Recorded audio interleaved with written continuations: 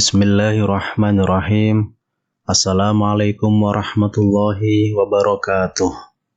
Syukur alhamdulillah kita bisa berjumpa lagi di channel ini.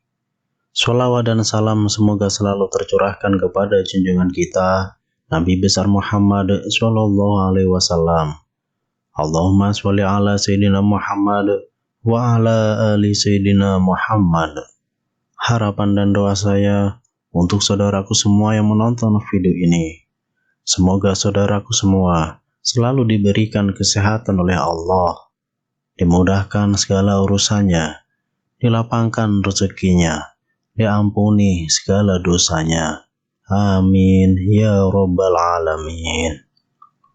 Sahabat beriman yang dirahmati Allah, sholat tahajud adalah salah satu sholat sunnah yang paling utama.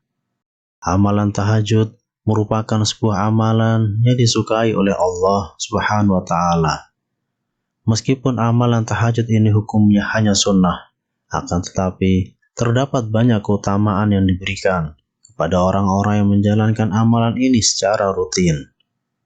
Satu di antaranya adalah orang-orang yang melakukan tahajud akan diberikan tempat yang terpuji di dunia dan di akhirat oleh Allah Subhanahu wa Ta'ala. Karena malam hari merupakan waktu yang sangat baik untuk memohon kepada Allah Subhanahu wa Ta'ala. Pada waktu sehabis sholat tahajud, kita dianjurkan untuk berdoa berdasarkan dengan kebutuhan-kebutuhan dan keinginan-keinginan kita masing-masing. Memohon segala sesuatu sesuai dengan hajatnya, baik kepentingan dunia maupun akhirat, kepada Allah Subhanahu wa Ta'ala semata. Sebenarnya, ini juga merupakan sikap ketundukan kita dan ketidakberdayaan kita sebagai seorang hamba yang lemah di hadapan Allah.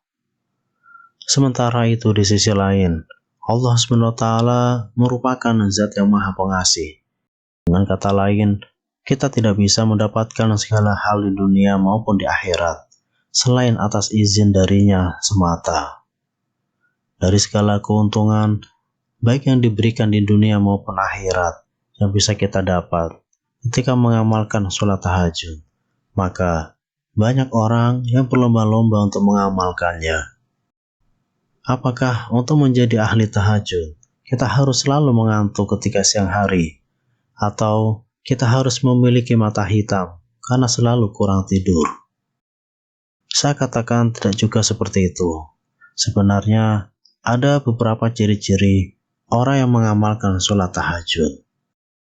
Meskipun pada akhirnya ciri-ciri ini bukanlah untuk ditunjukkan, akan tetapi untuk direnungkan. Namun dalam menjalankan sholat tahajud pasti juga banyak sekali tantangannya. Berikut ini adalah ciri-ciri ahli tahajud. Di antaranya yang pertama adalah ahli ibadah. Sebagai amalan sunnah, sudah seharusnya sebelum menjadi ahli tahajud, kita telah menuntaskan segala amalan yang hukumnya wajib terlebih dahulu. Jadi, tidak mungkin orang yang sungguh-sungguh mengamalkan sholat tahajud, malah dengan sengaja berniat untuk tidak melaksanakan sholat isya. Jika seseorang meninggalkan amalan sunnah tidak mendapatkan dosa, sementara jika seseorang meninggalkan amalan wajib, maka ia akan mendapatkan dosa. Maka sebagai ahli tahajud, ciri-ciri yang pertama adalah bahwa orang tersebut merupakan seorang yang juga ahli ibadah. Minimal, ia melaksanakan segala perintah Allah Subhanahu wa Ta'ala yang hukumnya wajib.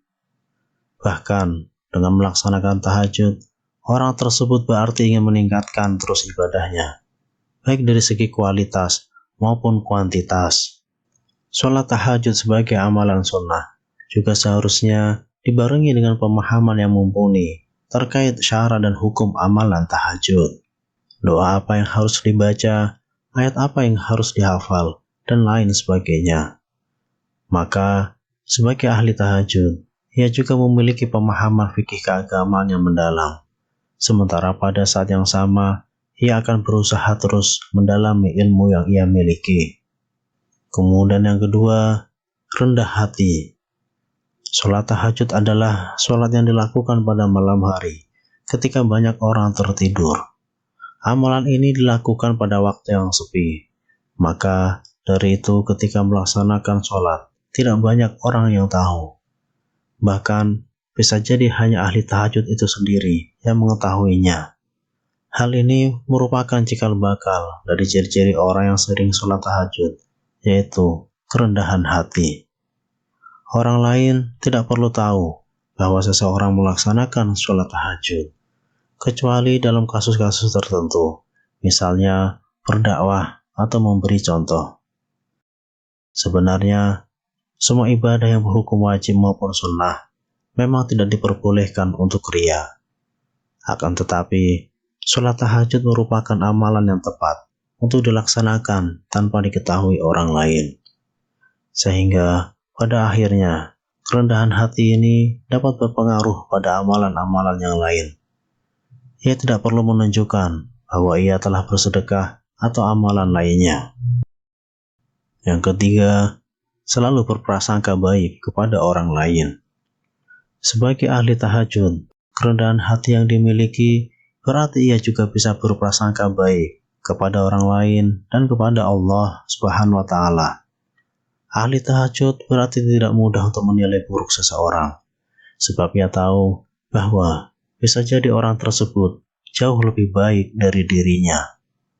Ketika seorang ahli tahajud mengamalkan tahajud secara diam-diam dan tidak perlu diketahui banyak orang, maka ia juga selalu sadar bahwa bisa jadi orang lain tidak menunjukkan amal ibadahnya.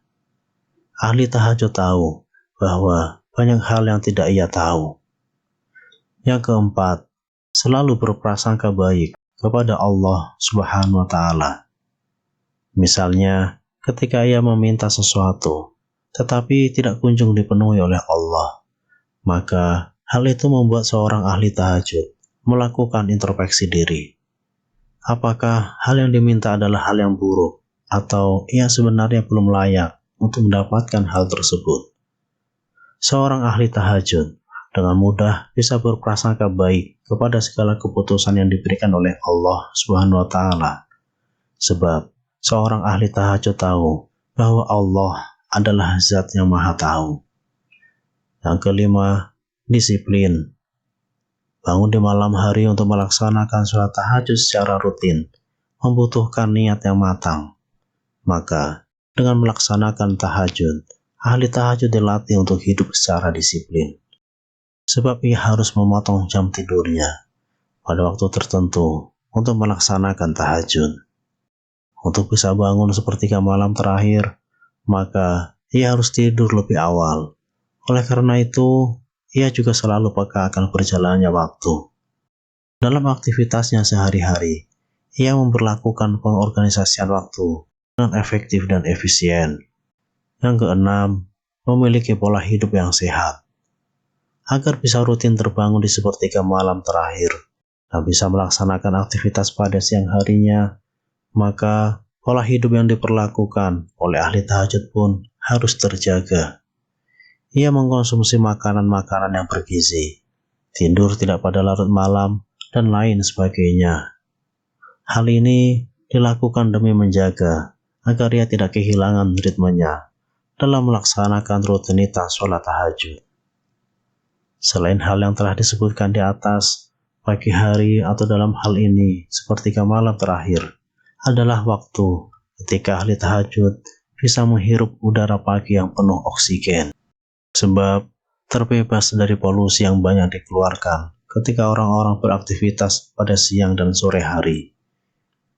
Kemudian yang ketujuh, produktif. Selepas melaksanakan sholat tahajud, ada banyak kegiatan yang bisa dilakukan. Sebagai contoh misalnya, dengan membaca buku atau mempersiapkan segala hal yang akan digunakan pada siang hari. Dengan begitu, pengorganisasian yang disiplin membuat ahli tahajud bisa memperkirakan waktunya dengan seefisien mungkin. Melakukan aktivitas pada pagi hari adalah cara agar kegiatan tersebut bisa dilakukan secara berkualitas. Sebab ketika pagi hari, otak kita bisa dengan mudah menyerap segala hal dengan mudah. Karena pada hari itu pikiran-pikiran kita belum dipenuhi oleh bermacam hal.